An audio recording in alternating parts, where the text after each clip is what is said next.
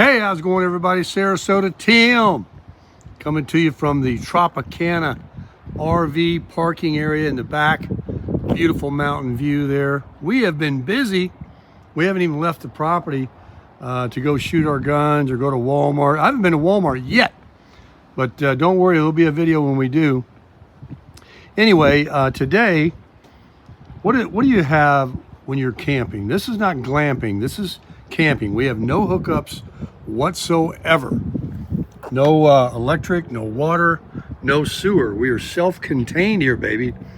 But after a couple of days, if you're clean people like we are, and you shower regularly, and you got all this water, and you can heat it up, and you do all your dishes, and wash your body, it goes into a holding tank. Well, where do you get rid of it? Well, I'm gonna show you something. We got these little, should have made a video. It was really kind of cool how we did it.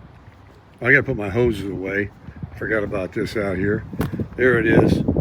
They got you got a little black cap valve right there.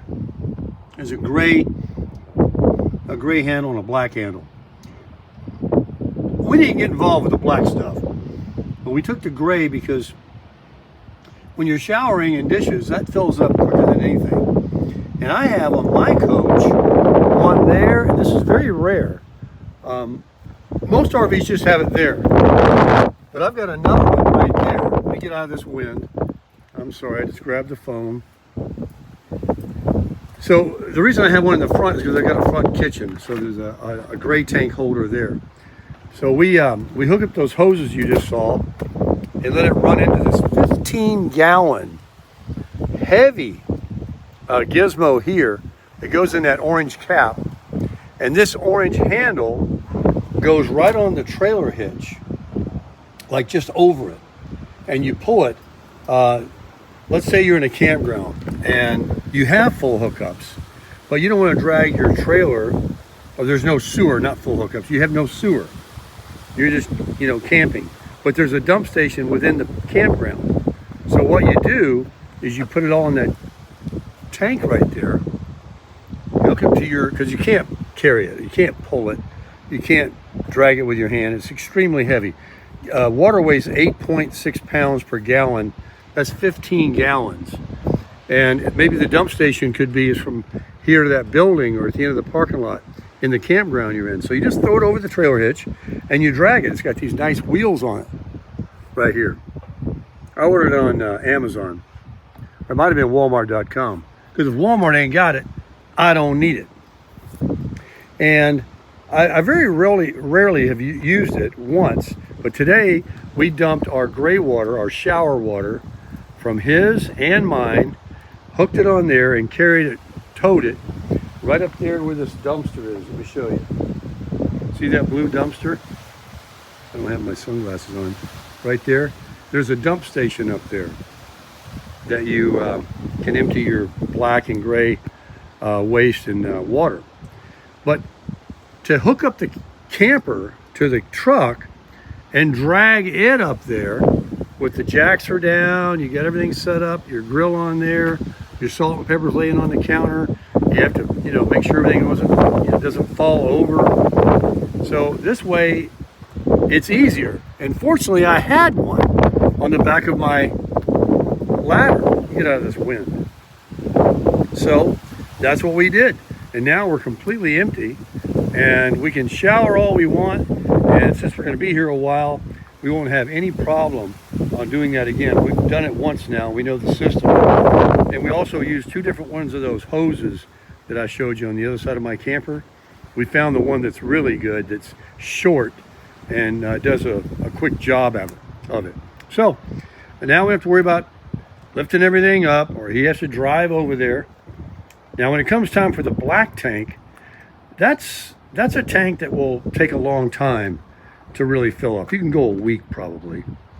Now he's got 2 people, and so, but if we have to, it does the same thing. It's just a little smellier.